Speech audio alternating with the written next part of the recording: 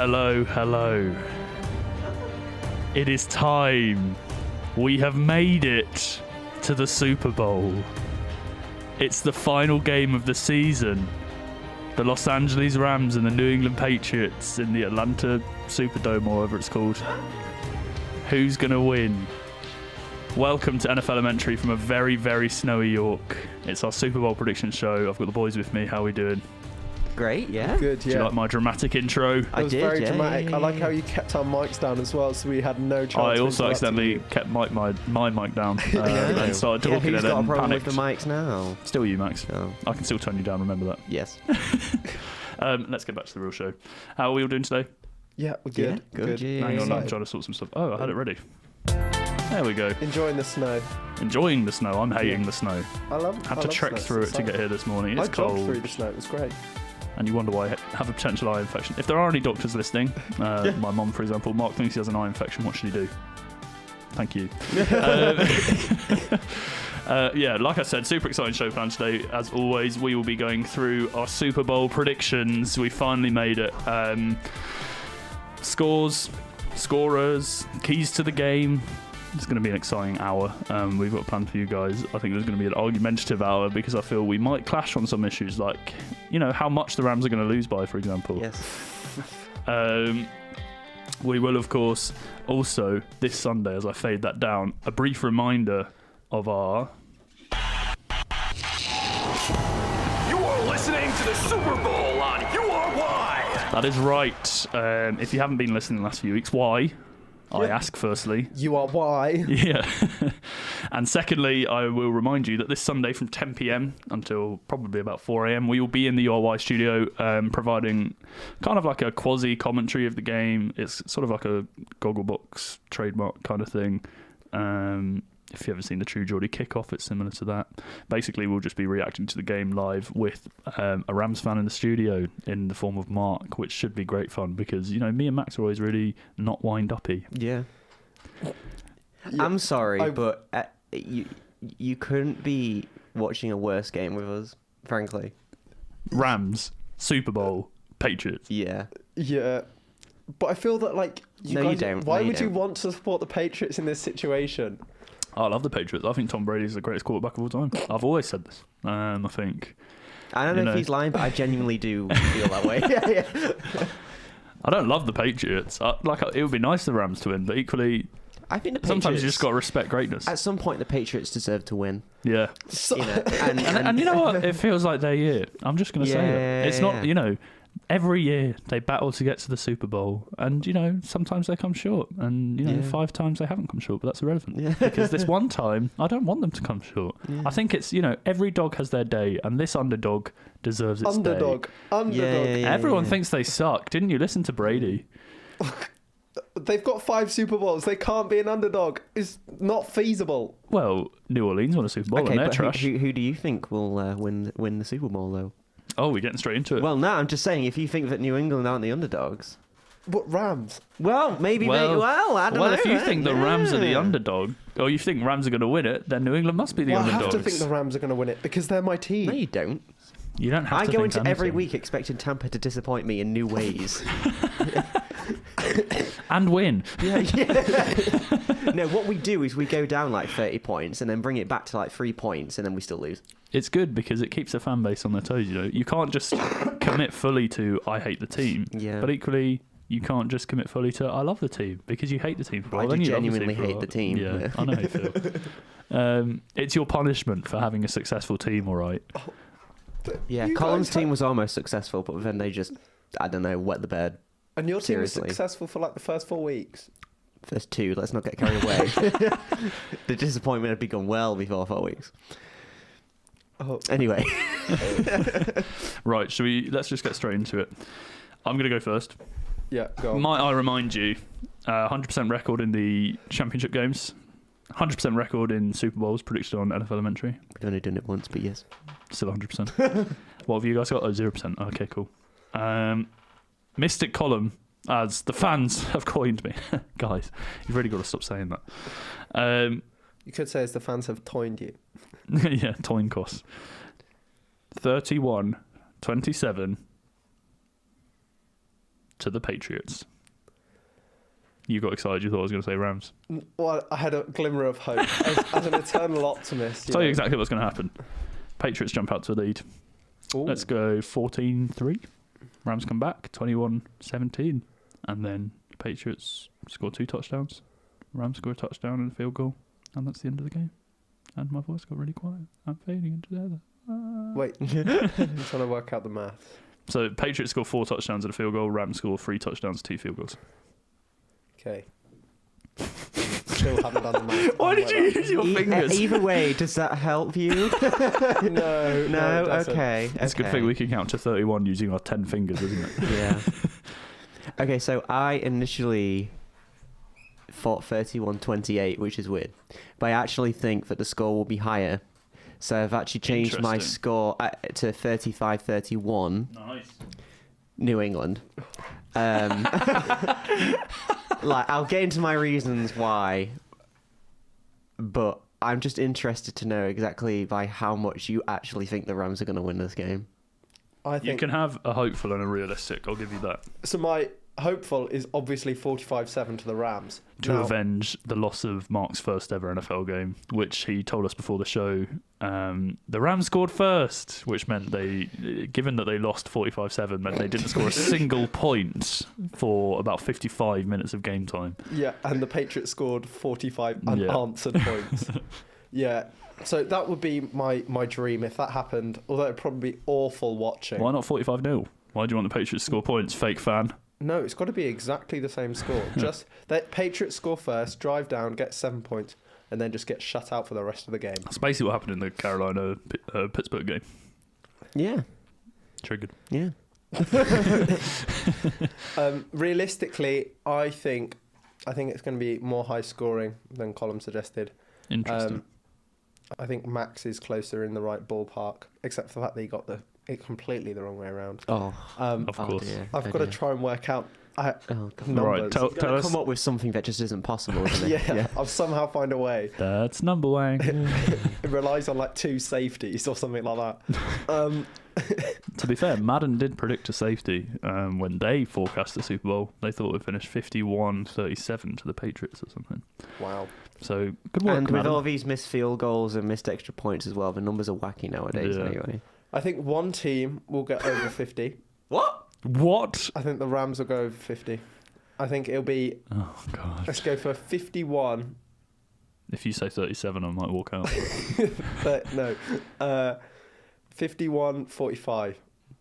Wow. Right, let's figure out the maths of how that could happen. It can, because that was the score of the infamous Arizona Green Bay game from a few years ago. Interesting. So There it you wouldn't go. even be whatever it's called, new- scoregami. That's what yeah. it's called. It wouldn't even be a brand new score. Yeah, so there's a Twitter account called Scoregami where they basically track every NFL game and figure out as they go, give live probabilities of the game ending in a score that a game has never ended in before. 2-0. For example, yeah. Stuff like that. Really cool. Check it out. So you think that they're Sorry, both you going to said score 50 6 touchdowns each? Yeah.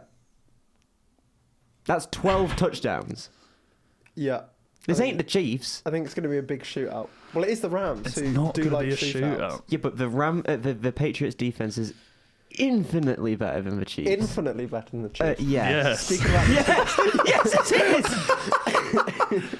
The Patriots defense is ranked 3rd out of all teams against 11 personnel, which is when you have 1 tight end, 3 wide receivers, and a running back.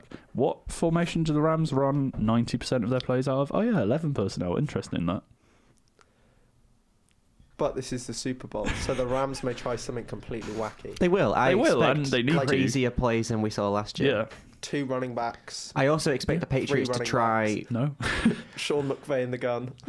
He did play a quarterback in high school. I do expect, by the way, New England to run the same passing play to Brady as they did last year to avenge his drop. If Drop they it do. again. And if he drops it again, then he really. Do you remember how excited Callum got when he was on the show last year? Yeah, he was like, "I told you this was going to happen." I know, Like it you was like- said, he would catch it and run it in for 20 yards. No, Like, he said that Brady would have a 40-yard catch and run touchdown. Yeah. Even if he caught that, He wouldn't be able to Brady run would, 40 yards. he would have been tackled before he moved a meter. He would have been gassed.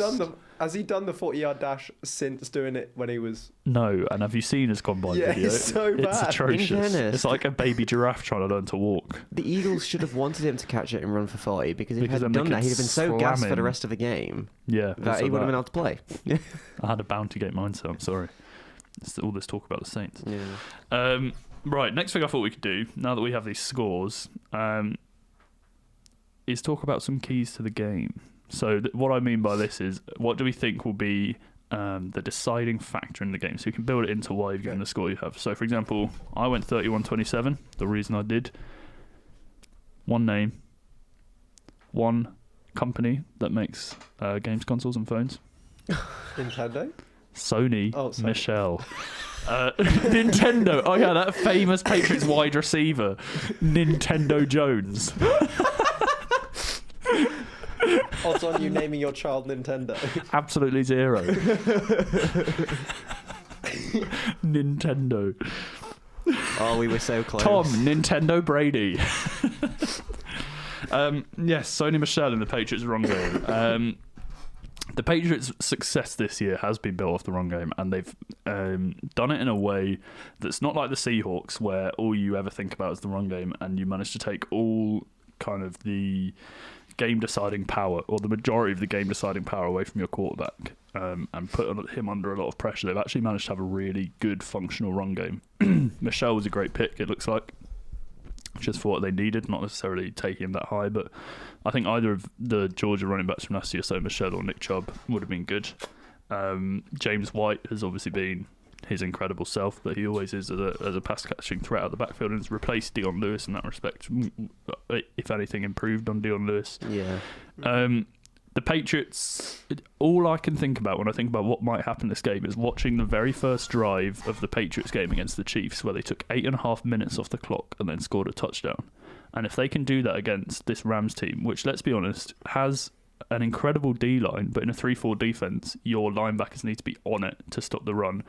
The Rams linebackers aren't on it in that respect. No. Is it Corey Littleton, Mark Barron? They're the only two they really have. And they're not bad, but they're not... this Patriots O-line is running like a smooth Chevy. The Patriots run game is running like a smooth Ford. And Brady is handing the ball off like Grandad.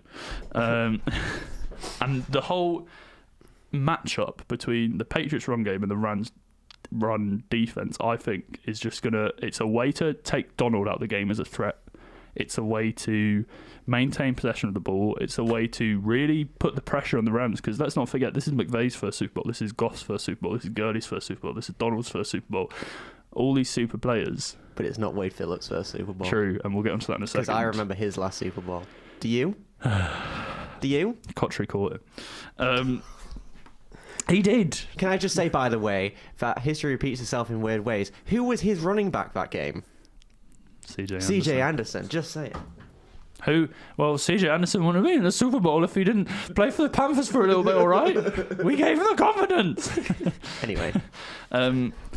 Yeah, Wade Phillips is something we need to talk about. But all those players, if the Patriots run this kind of keep ball offense where they hold the ball for large possessions of time, if the Patriots win the toss, firstly, I think they should just take the kickoff and go for it. I know that normally, conventionally, you take the ball in the second half, but if they can do what they did against the Chiefs, keep the ball for 7, 8, 9 minutes, give the ball to the Rams, suddenly Goff has the ball in his hands, or is waiting for the snap, looks at the game clock, there's 6 minutes left in the first quarter. Where's all that time gone? We're down 7-0. I have to do something quickly. Suddenly the panic sets in, and I know Goff's best attribute, and probably redeeming attribute, given his lack of skill and talent, joking, is his ability to stay cool under pressure. But this is a Super Bowl. This is another kind of pressure. And we saw how he crumbled last year in his first playoff game, and he's kind of moved on from that. I don't think he necessarily... I'm not saying he won't rise to the occasion, but if I had to pick in a toss-up between this Patriots team with all its experience and the Rams team led by Jared Goff, who has zero experience, I'm obviously going to pick Patriots. And I think the run game is going to be the deciding factor in thrusting that experience down the Rams' throat and making them panic. So I agreed before coming into this. I thought it was going to come down to the fourth quarter. I mean, you could argue all games come down to the fourth quarter, but like particularly not most of Carolina's games. Not this game in 2012. That came down to the first quarter. Yeah. The first 5 minutes to be exact. But particularly in terms of the clock in the fourth quarter, because leaving Brady enough time, as we saw the Chiefs sort of fail to do, leaving Brady too much time to come back and win it. And so I think it will come down to sort of controlling the clock. And my thinking was, although the Patriots do have a really good run game, although I thought the Rams would be ahead in the fourth quarter, which you may have disagreed with. And with CJ Anderson and Todd Gurley, as they've shown in the playoffs, they've really managed to sort of control the clock, get a really strong run game going. And to be fair, if they can do that again when it gets to the fourth quarter, they can very easily run the clock out. What about on the Tom Saints Brady. game? The Saints game. When they were down 13-0 and then 13-3. Well, there they had to come back, didn't they? So I think it'll be the same thing, though. No, but I know what you mean, though. I think the fact that the Rams also have the ability to wind down the clock with the run game, which is where they're most successful, then they win over 90% of the time when Todd Gurley has an excessive amount of rushing yards. And you might... I hate stats like that. No, I do. I know, but the point is they win by doing what you just said the Patriots need to do, by taking away the ball from the other team. They're a very good offense, but equally, when you strip it down to the simple idea of game clock management, and the Sean Rams McVay's are a good at smart that. man. He can manage the clock. No, but at the same time, the Patriots, it's very unconventional for the Patriots, especially the Patriots in the postseason, to not Be leaning on Tom, essentially. No, but I mean, I was thinking more about the toss. Usually they take the ball in the second half. Yeah. And they want you to challenge them. But doing what they did against the Chiefs, they know that the Chiefs can do it to him as well. Yeah. So we need to get ahead. And the Rams, the Chiefs, both of these teams this year have shown that when they're ahead, they're comfortable. When they're behind, they're not. Yeah. When they fall behind, like the Rams did against the Eagles or the Bears, they can't come back. I don't know why. it just doesn't seem to be in their DNA. Unless you're rubbish like the Saints, in which case they can come back. I last night thought this one person was the guy that was going to kind of change the game, but now it's kind of a toss-up between two, because in one respect I think Aaron Donald could end up being the MVP in this game. Yeah, 100%. Because in my head he's Defensive Player of the Year, and I also think he's the best football player in the league. I 100% agree with you. I'm And so happy you it's said not that. even close. And he needs I think it's not needs a Super Bowl to sort of back it up, but it seems It would to be impressive, yeah. It seems to be the sort of thing where if you don't have the ring, people are like, Yeah. You may be great, but do you have a ring? Exactly. And the reason I don't think he's MVP is because ultimately his defense hasn't benefited from how great he is, because the rest of it hasn't performed as well, if you know what I mean. But do you know what's going to happen in this game? Someone's going to be pursuing a contract next year. That's Wow. great. I was thinking of that on the way here. But my theory with Aaron Donald is ultimately he can still make the moments count. Yeah. And the great thing that Brady's O-line's been able to do is protect him, especially in this postseason. He hasn't been sacked once. He's had a couple of pressures, but he's been able to get it away quickly enough. He had that disgusting roughing the passer. Yeah. But the thing with he was touched, and I won't stand for it. But the thing with Brady is he's getting the ball away in just over 2 seconds, the quickest in the NFL. It's ridiculous. Pass rushers can't get to him, but who can? Defensive tackles. Why? Because they're closest to him. Yeah. But most can't, because that offensive line is too good. But Aaron Donald's better. And when you've got Sue to deal with as well, who are you going to do? Are you going to double team Donald? Or are you going to double team Sue? Because you're going to have to double team one of them, because both of them are going to become The other through. thing is, you double team Donald. That's no guarantee you'll stop him. Exactly. Donald is the NFL's best at being double teamed. So my theory was Donald could end up having the moment that the Eagles had at the end of the last game. I was just thinking of that. Was with it the Brandon strip- Graham? Yeah. But then I thought, there's one guy that none of us have mentioned. I've just mentioned. Is it Wade? I've got Wade Phillips. No, next. I know. it's Tom Brady. Like I do don't have care. Tom Brady on my list. I don't I do. care what you say about the running game. When it comes down to it, is Brady going to be the guy to step up and win? Of course he is. Yeah. Why? Yeah. Last year he laid 505 on them. Do you know whose record he broke? His own. Brady's. Brady's record from the year before, when he landed 466. 200 of which was in the fourth quarter. That is insane, by the way. It's insane, is. but it's exactly the point. When he needs to, he will. And Sony Michel, I think, is going to be very important in this game. James White's going to be important in this game. Rob Gronkowski is going to have the game of his career. I've got Gronk. I've got games Gronk end next to his Brady. career. Edelman is going to have a fantastic game. Cordarrelle Patterson is going to have a fantastic game. Don't He do that. just will. He just you know it. You know it. If they're down 14 points, like in the fourth quarter, they're all going to have to step up, and they all will. But Brady, I think, ultimately, is the. To me, it's just Donald and Brady, and everyone else kind of floats down. But I think that Brady, in the end, it will come down in a weird way. It will come down to something between Brady and Donald. I think that's the ultimate way. Wouldn't it that be ends. awesome? What a storyline that would be if they have like a fight The and then Brady like, punches Donald and scores a the touchdown. greatest old, like Stiff old arms Donald guard to get in. versus the new guard, who could end up being Well, it's like possibly the greatest defensive tackle if he's not already.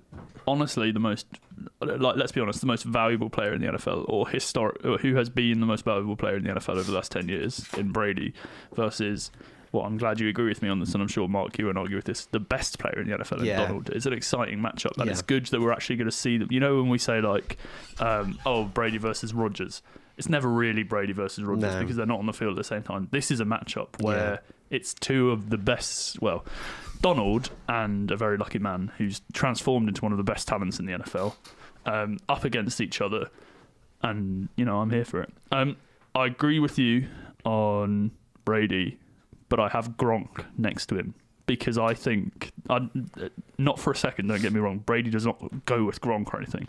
It's not as if Gronk has a quiet game, Brady will have a quiet game because Brady will find someone to spare it to. But if Gronk can have a big game, and I just feel like all season there's been something there, and in the Chiefs game, a little spark lit. Yeah. And if you watch him on that media night, he was having a good time. And I know Gronk doesn't, he's not normally a kind of a very quiet and reserved individual, but he was feeling it that night. And if he can feel it on Sunday night, The thing is there anyone in that Rams secondary who can cover Is there Rob anyone in the Gronkowski? world that can This cover is the Gronkowski? thing. Like for some people, I for think. the Rams defense, Donald has to be his best, which is great. Sue has to be his best.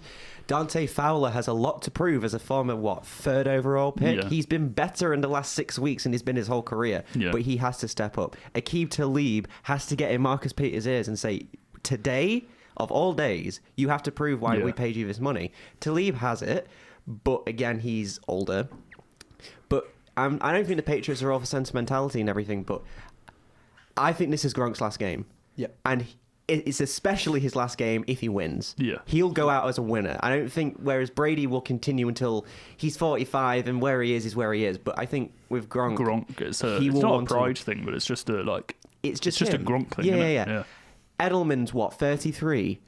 He doesn't know as a wide receiver how long it's going to go for, and he knows the Patriot way. They almost traded Gronk last year. They'll trade him if they want to. Yeah. So I think for a lot of these guys, it's kind of coming to the end of the road. It feels like the stars have aligned in a way, Yeah. which is great for the Rams. This is what I'm Can't saying. stand in the way I of don't know. destiny. I'm just saying. I'm not. Yeah, I don't want to go that Destiny far. comes first. I'm just saying. I feel. Wow. Destiny. The stars are aligning. Oh Lord. The Rams can't stand in the way. It's the Patriots' time to rise up. Anyway, My point is I just don't. It's like a trajectory sort of thing. So when the Rams met the Saints were meeting the Saints at the perfect time because the Saints were kind of on a come down a little bit. and they're rubbish. But the Rams are meeting the Patriots On a come up. 2 back-to-back games where I don't think the Patriots have played better in the postseason because the Chargers game was disgusting. Chargers game And was the Chiefs game, they bend them took over the knee away and tell them they're a bad boy. everything Yeah. that made the Chiefs successful. And then they said, you know what? It's fine. You might still score 31, but we'll score 37.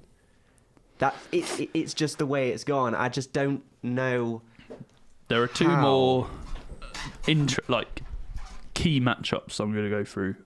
So firstly, Julian Edelman versus Nicole Roby-Coleman. Because, as we all know, Roby-Coleman is the Rams slot corner. Edelman is the Patriots slot receiver. They're going to be probably manned up quite a lot throughout this game. Yes. Nicole Roby-Coleman has made some comments about Tom Brady. Yes. What Yeah. was it that he said? So basically, Nicole Roby-Coleman last weekend, I think, was asked about Tom Brady. Basically, what do you think of Tom Brady? And he basically said age caught up with him. He's not as sharp as he used to be, don't get me wrong. He's good, but he's not as great as he used to be. What are you doing? You have 8 career starts, which is 1 less than Super Bowl appearances that Tom Brady has. Okay? The only reason people know your name is because you were the person that was in the center of this whole scandal in New Orleans, right? It's the only reason people know you. And I didn't know him before this, in And fairness. you are going to have to... And Mark didn't. I didn't know him before today. You are going to have to go up, arguably, Brady's favourite target. One of the greatest Super Bowl. postseason receivers of all time. Yeah. He's second to Jerry Rice. That is that's a standard, right? Hey, if he has a big game, boy, can he Right. back up his chat. I don't care. But we have seen this time and time and time again.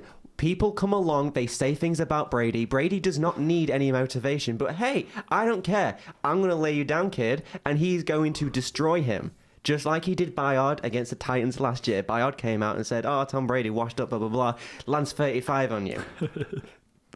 Now, don't get me wrong. I have more faith in Sean McVay in the Rams offense than I do the Titans. But the point... I have more faith in a paper kettle than I have in the Titans offense.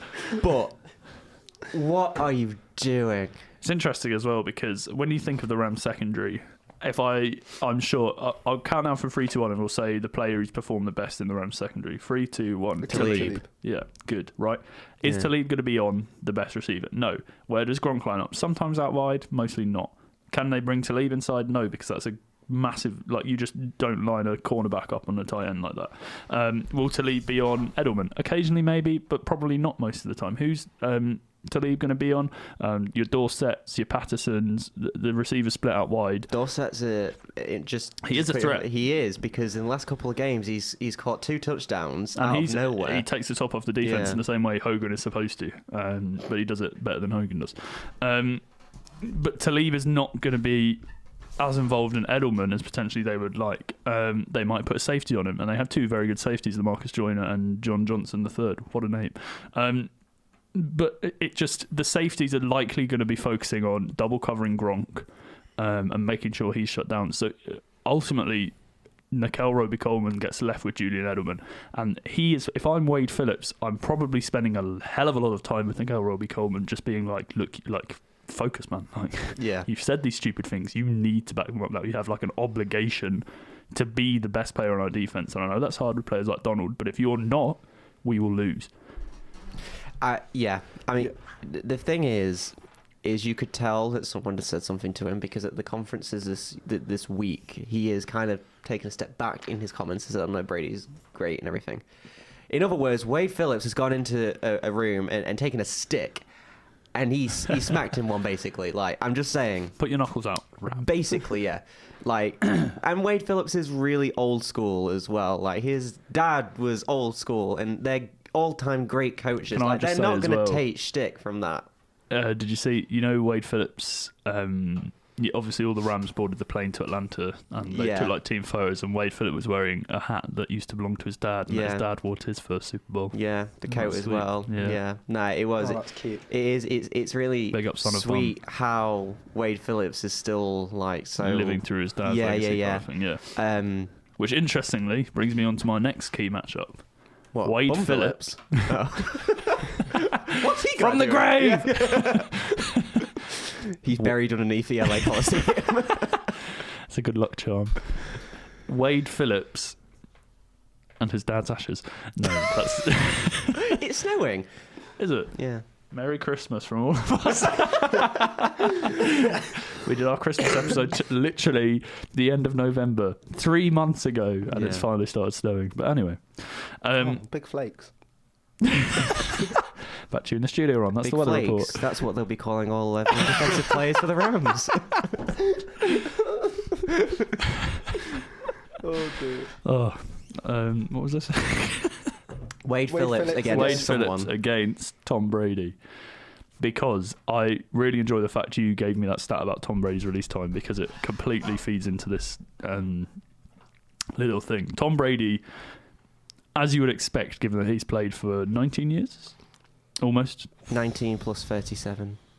because he's just been around since the 60s. That's why he has. Basically, Tom Brady's old Yeah. and has a hell of a lot of experience. And what that does for you when you're lining up against NFL defenses week after week, year after year, practice after practice, you get very, very good at reading them. And I'm sure he's very, very good at film study, and I'm sure he knows exactly what he's looking at before the snap. And he knows, you know, when you've got a senior quarterback as Brady, there are very few quarterbacks in the league who can do this.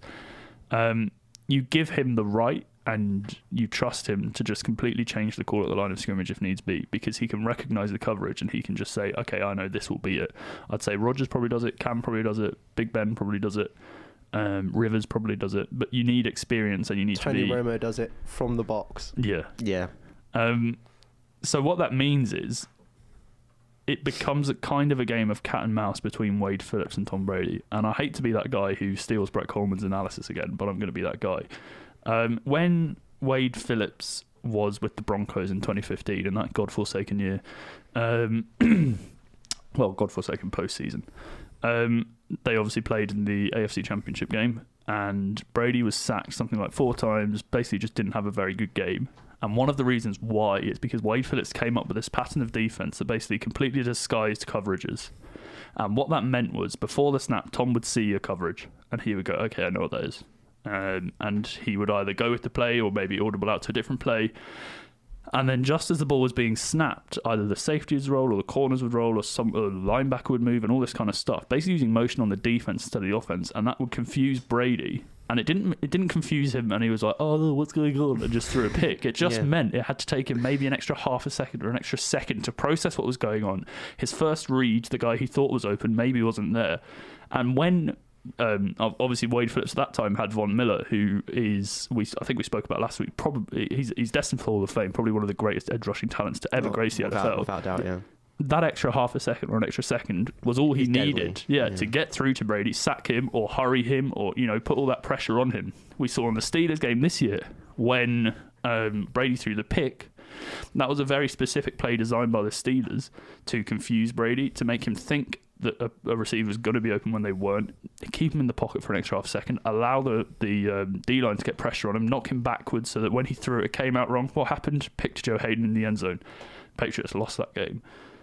So what's important for Wade Phillips is he goes back to that kind of, not that exact game plan because you can guarantee Brady would have looked at it, but he needs to come up with some kind of concepts along the same way because, he doesn't have Von Miller, but who does he have? Aaron Donald.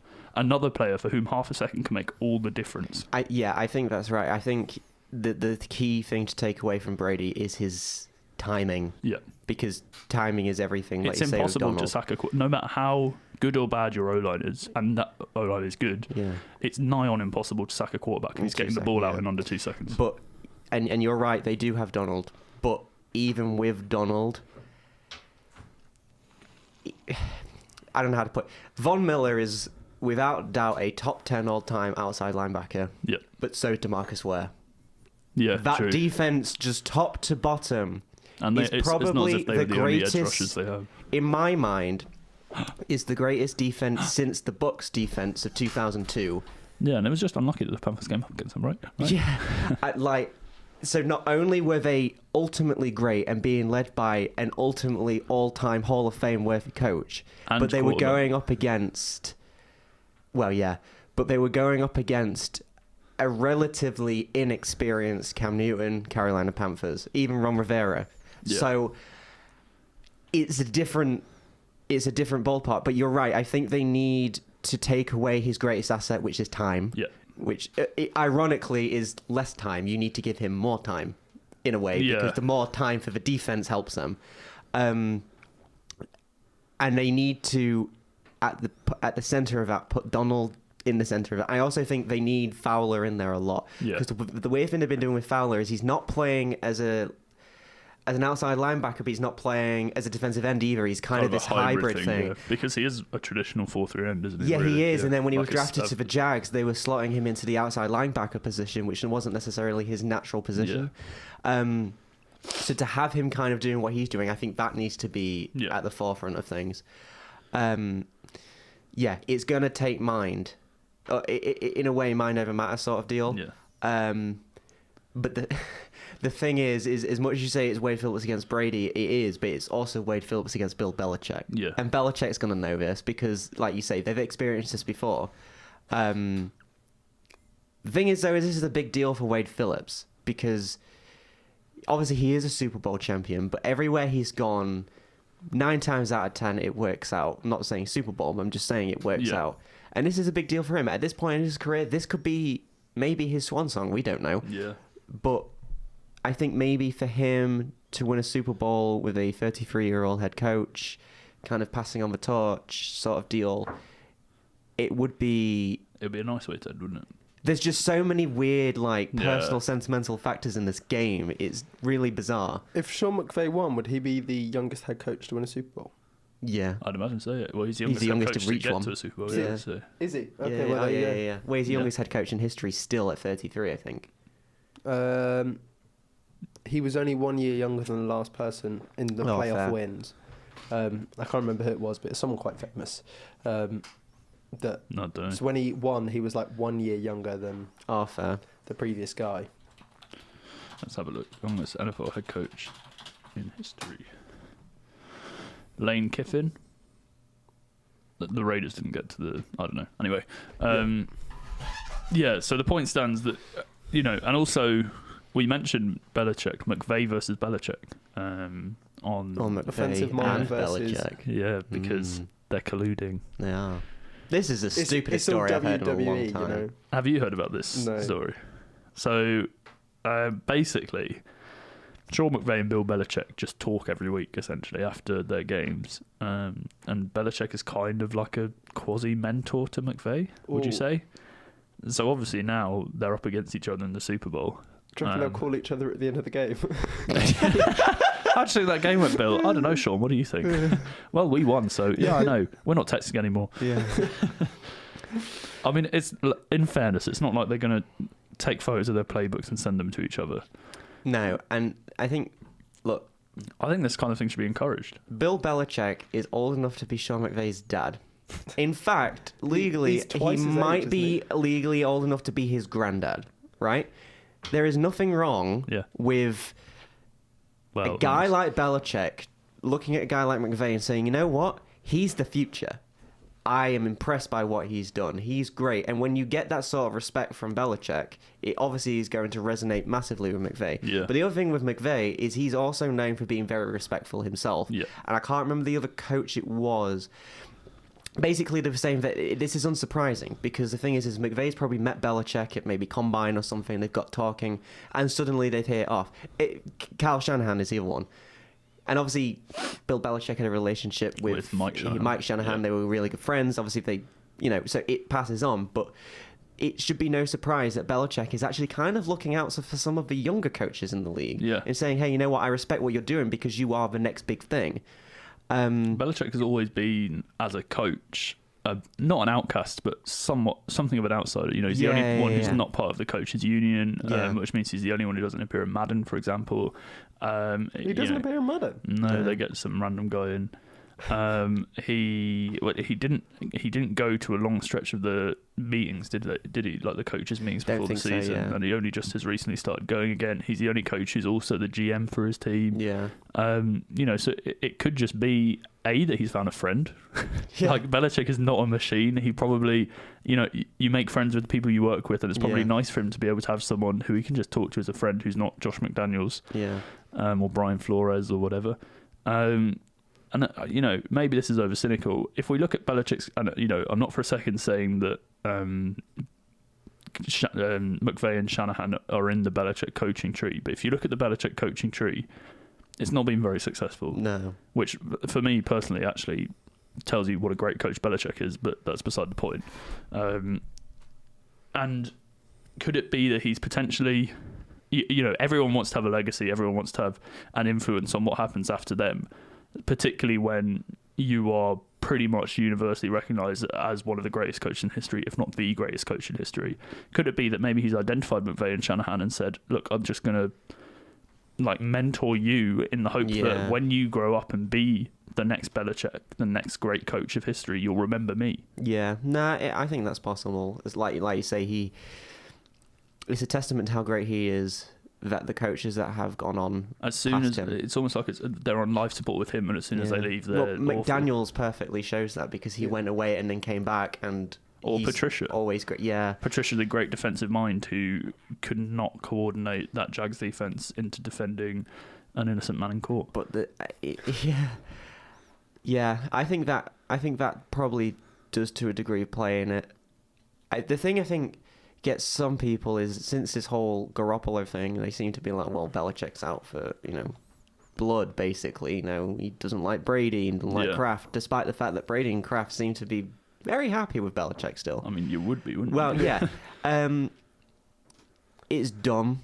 It's just like, okay, yeah, he gave away Garoppolo for a number 2. Like, why? I don't know. He was obviously feeling spiteful at the time, but he was giving it to a guy that he's like, you're the next big thing. I can't use him, so someone should, and I can trust you. Yeah.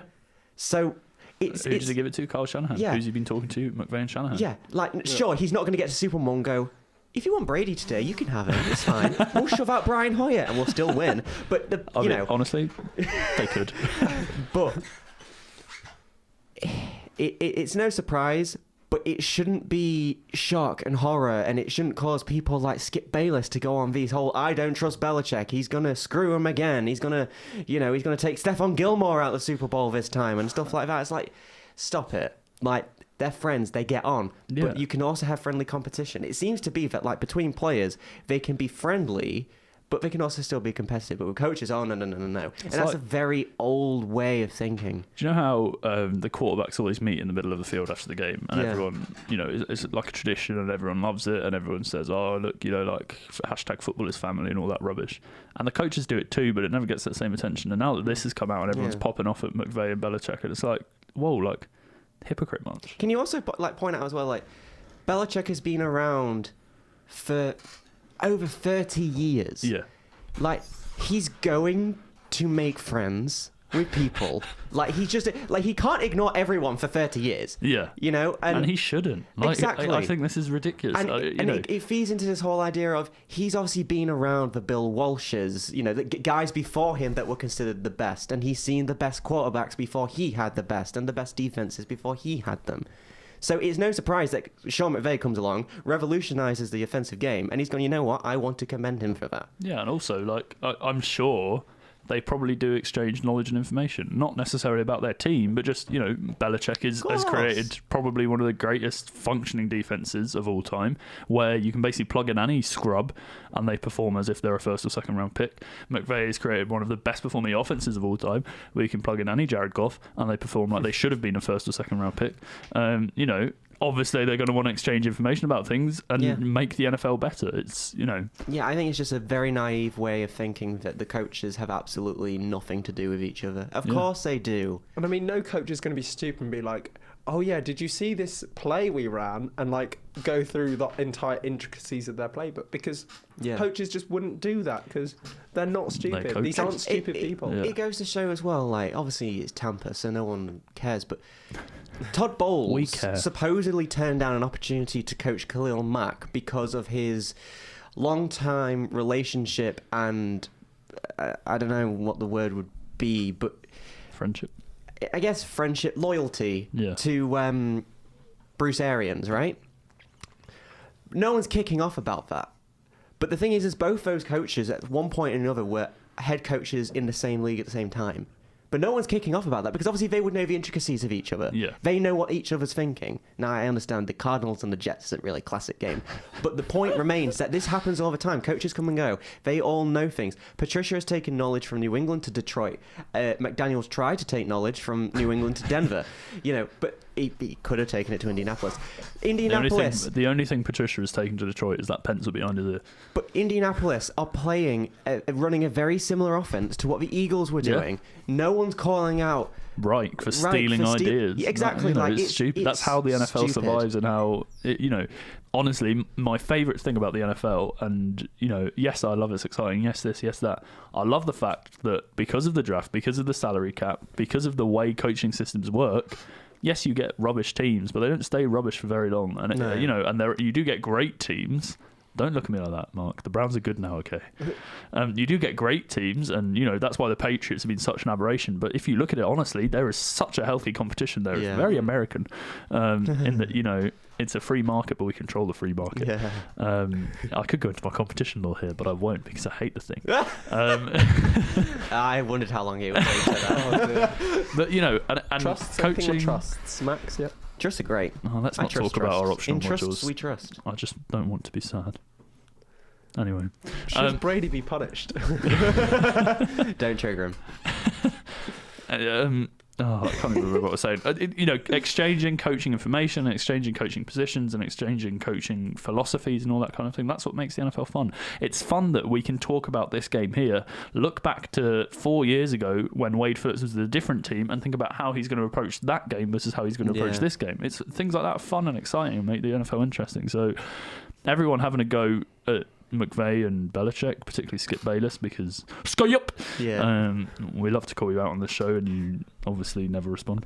Do one. Ultimately, this is a problem because it involves New England. Yeah. And I think we were saying this a couple of weeks ago, like with the whole laser thing. Had that laser thing in the Kansas City game happened in New England, it'd be Lasergate already. Yeah. We'd be in the Supreme Court already. You know what I mean? But if this was Sean McVay has been communicating with... I don't know. Sean Payton. Yes. People would have been like, that's good because Sean Payton has done a lot for the game. He's been there. He's done it. He's just passing on information to a young quarterback. But because it's Bill Belichick, because it's New England, all of a sudden, here we go. They're cheaters. They're this, they're that. I know they've got history. You're all just jealous. Deflategate, Spygate, the rest gate. Also, can I just quickly say, it's completely unrelated, but I hate how it's now become a thing to just add a gate to the end of something when it's a scandal. It's an issue, because the hotel was called the Watergate. You don't call it the Watergate Gate, you call it Watergate. It wasn't about water.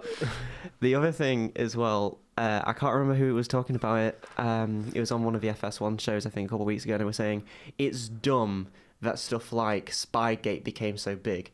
You want to know why? Because everyone does it. Yeah. It's just the New England Patriots were caught doing it. And then suddenly everyone has to change their way. But every player, every coach pushes it as far as they can go. Why wouldn't you? Restive advantage. Yeah. You've got to find the edge, and then when you fall off, you're like, well, there's the edge. Yeah, and there you go. And unfortunately, the precedent has been just set twice in two big instances by the same team. Fine. I don't know what happened with Deflategate. I personally believe Brady. Would he have known? Probably. Would you question it? Probably not, because he's probably got bigger things to think about, like the fact that he's playing in an AFC Championship game. Yeah. You know? So, and is Brady going to be concerned going into this game, or that my head coach has been communicating with his head coach? No, because his head coach ain't dumb. And people saying, it's fine because maybe he wants McVay to win one. Do you really think that it doesn't hurt to lose the Super Bowl, no matter how many times you've won it? Just look at the way Brady behaves when he loses. Look at the way Belichick behaved last year, even after he took Malcolm Butler out. And did he cause that loss? Maybe, maybe not. We can go into that all day. But the fact remains that despite all the conspiracy theories, swirling around that Belichick ruined the game for them and threw it, Belichick was upset. Yeah. You can tell at the end of the games, he's just like, I mean, that is his general demeanour in every press conference. Yeah. But so... Does he smile if he wins the Super Bowl? He does occasionally smile. I saw a video of him smiling, but I also saw... It's a compilation video. It's about 90 seconds long. The post-locker game video from the Patriots-Chiefs game, and it told me a lot about the Patriots and their mentality. And I'm really weirdly starting to like the Patriots. Not support them or anything, but you can't help but respect, because you see coaches go in there, someone like McVay, for example, and, he doesn't shout, he just talks, but he really talks with passion. And he's like, we won this game. I'm so proud of you guys. You're giving the game ball to Todd. He had a great game. Blah. And the whole team gets really pumped up and hyped. Bill Belichick, after the Kansas game, went in, well done, everybody. We won today. You all did well. We got to go on to next week, and you all got to do your job again. All right, good. That was it. That was his, post-game motivational speech. And there was no shouting and cheering in the Patriots locker room. In their eyes, they haven't won anything yet. Yeah. They've been there so many times. The Patriots organization under Belichick is such a well-oiled machine. That's the only way I can describe it. I feel like you could put anyone in that locker room and they would succeed to the same level he has. Something like, this is really small, but it's resonated me with this year. They traded for Danny Shelton from the Browns, who was a former first-round pick and a monstrous run stopper. They took him out for the Kansas game. He wasn't active, even though he's been a really productive player for them this season. Why? Because they knew that stopping the run wouldn't help them beat Kansas.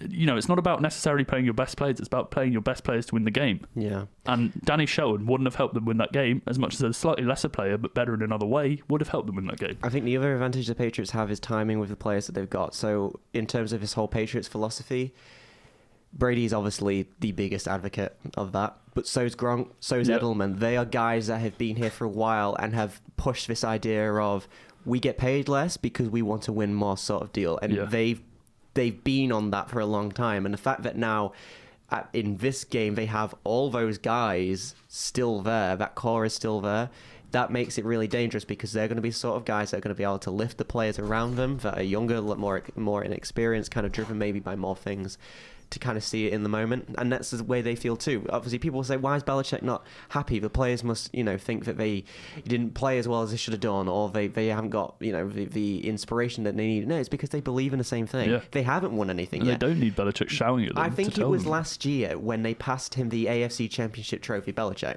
and he just took one look at it and he just put it down. He did not care.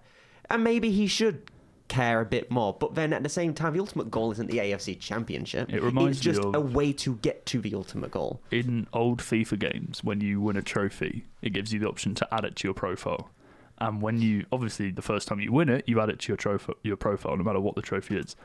But obviously, I used to bang out FIFA. When you've played it a lot and you've won the trophy 10, 15 times, what's the point in adding it to your profile anymore? You're saving that space for something better.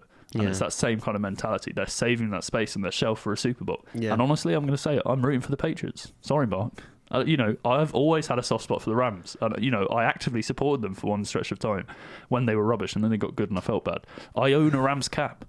I own a Rams mug. I bought the merch. I've supported that team. Jared, Aaron Donald's contract is paid partly by me. You can thank me for him staying in LA. But I am rooting for the Patriots out of respect, man. Like all this year has taught me, and particularly these last few weeks when we've been talking about a lot more, it's just dawned on me how much I respect the Patriots, not only as an organization, not only as a franchise, but just as a team, a sports team, not a football team, a sports team, because what they've done is unprecedented, and I don't think it will ever be repeated again by any stretch of the imagination. And the consistent success they managed to generate, the consistent, great players they managed to produce, who coincidentally aren't that great when they leave New England. Dion Lewis, Marcus Butler this year in Tennessee. I'm just in awe of Belichick, honestly. So sorry, Rams. Sorry, Mark. I don't have a dog in this fight. I always have to have a dog, otherwise I don't get interested. I would love to see the Rams win because I genuinely think that they're one of those teams that when you capture like in a moment in time, do those players deserve to win? Yes. It was the same way I felt about Atlanta. Does Julio deserve a ring? Yeah, of course he does. Matt Ryan? Yeah, of course he does. Those guys deserve... They do. They deserve Julio rings. Does. And I think Donald, like you said earlier, deserves a ring. Gurley deserves a ring. McVay for what he's done. He's taken him from worst to first to the Super Bowl in 2 years. Yeah. Like, that's never happened before. He deserves something for that. Wade Phillips deserves something, But at the same time... Honestly, I love the Patriot. I just do. I do. There was probably a time a few years ago when I was younger. I was like, yeah, screw the Patriot. Yeah. Because that's what everything I heard. That was the volume of it all. But when it comes down to it, do I hate Brady? No. I love the guy. I think he's all-time great. It's hard to not enjoy watching the fact that despite everything that he faces every game that matters, he just somehow does it again. Yeah. It's great. And Belichick, the legacy of it all, it isn't over though. He will play till he's 45 because he said he has, and if he said he has, he will, because that's the sort of guy he is. Yeah. They will probably win or at least be in 2 more Super Bowls after this in that period of time. It just will be. It's never happened before. It'll never happen again. So I kind of feel like that while we're here, we might as well enjoy it. May as well enjoy it. Yeah. Keep it going. I think they win this game. I think it's huge for their legacy. I know it's stupid. Well, they've already won 5. Yeah, I know they've won 5. But if they win 6, then it means they've won double the amount they've lost. And it's not 2-1. It's 6-3. 4-2 would be impressive, but 6-3, I genuinely believe at that point you can never say Montana's better. Yeah. You can never say Bill Walsh better. It just, the conversation is over. It reminds me of, I remember Wimbledon 2010 or 2011, I can't remember. My mum will remember it because we watched it, and it was Roger Federer made it to the Wimbledon final, and Nadal made it. It was when Federer and Nadal were the only two. We're talking about tennis. Mark. Mark's just answered the door. Of course, we are an NFL podcast. You leave a show, you come back, we'll change the concept. Yeah, we're now called Tennis Elementary. Yeah. Tennis out of 10. I think that would be 10 out of tennis. Anyway, that would be a good title for a tennis podcast. Yeah. If you want to see us do it, we should trademark it so when people do have a tennis show, they can pay us for it. Yeah, perfect. Anyway, get onto that, law people. What were we saying? Yeah, so when Federer played Nadal, and it was Nadal hadn't won Wimbledon yet, and I was always a fan of Nadal. And Federer, obviously, I'm not sure how much you guys know about tennis, but I'm sure you know who Roger Federer is and how great he is. He'd won, X amount of Wimbledons in a row, and if he won this game, he would overtake Pete Sampras, I'm pretty sure, and become the most successful. That's some very aggressive bell ringing. He'd become the most successful male tennis player of all time. And I rooted for Nadal because I was like, I want to see someone new win it. I want to see someone fresh win it. And I look back and I'm like, why? Why didn't I want Federer to win and become, obviously since then he has won more. But if he hadn't, he would have missed that opportunity to really stamp his claim and be the best of all time. And, I don't want Brady and Belichick to miss that opportunity as well. I've matured. I've grown up. I will say for you, Mark, I'm not envious of your position this Sunday. It's only immature people who support the Rams, but I'm joking. Wow. I mean, regardless, I think the Patriots are still going to be viewed as one of the greatest of all time. So, or if not the greatest of all time, even if they lose this one, if it's a super close game, I mean, if they get absolutely dominated, then 45-7. 45-7. I'll or be nothing like 51-45. Oh, I've written that the wrong way. No, I haven't written that the wrong way. Yeah. Don't worry. I mean, I think that was a bit over-optimistic, but it'd be great to see, just no defense game of the year. I am, I'm neutral in the sense that if the Rams win, I'll be happy. I'll be happy for you and I'll be happy for the Rams. And if the Patriots win, I'll be happy. But in the sense of, I'm weird in that I always subconsciously or consciously pick a team that I'm semi-rooting for. I don't know if there's ever a game when I'm neutral, just because that's the way my brain works. I'm the same though. I agree with you. And it's not that I'm supporting the Patriots, just that if if I had to choose, I would prefer the Patriots to win. But like I said, if the Rams win, I'm really happy for them and for the team and McVay, and particularly Donald. I think is the main one for me because he is the greatest player of this generation. In terms of skill and talent and ability. But anyway, that's all we've got time for this week, really. As always, I will say it one more time. We are back on Sunday at 10 p.m. For our Super Bowl show. Please do tune in. There should be some promotional stuff going out on our Twitter and YouTube and all that kind of stuff. So, make sure you tune in for all that. We will see you on Sunday at 10 p.m. Thank you all very much for listening. If you have any Super Bowl predictions that you want to send to us, you can send them to us on Twitter at NFLementary. Make sure you subscribe to our YouTube as well. We might do some more Super Bowl content on there. Thank you all very much for listening from a snowy York this Friday morning. Hope you all have a great day. Goodbye.